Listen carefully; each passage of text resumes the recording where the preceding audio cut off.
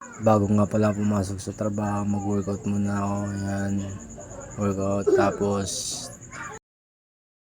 na ako maligo dyan. Bis na ako. Pagkatapos ko mag-BS, diretso na ako trabaho niyan. Ang una ko nga palang gugupitan ngayon si Pare Teria.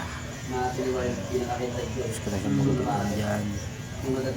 Maglinis ko na alcohol. Ito nga pala is bossing criminal.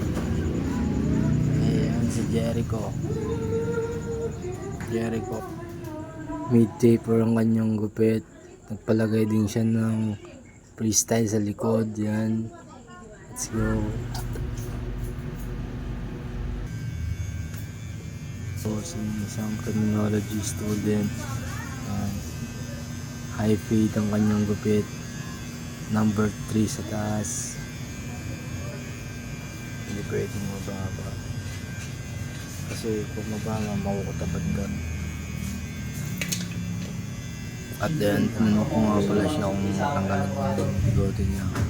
Ayan, tinanggal ko na. Shape ko na nga pala yan.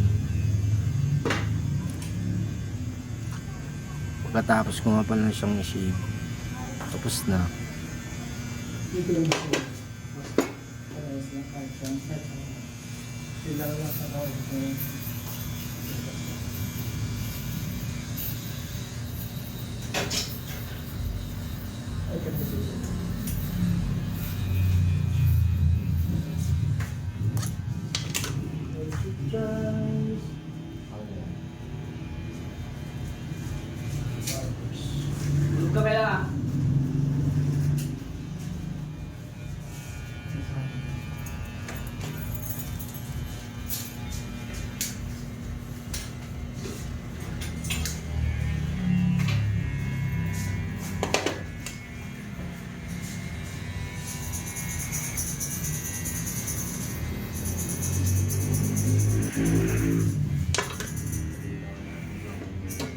Tapos na nga, lagyan ko na siya ng alcohol sa bago.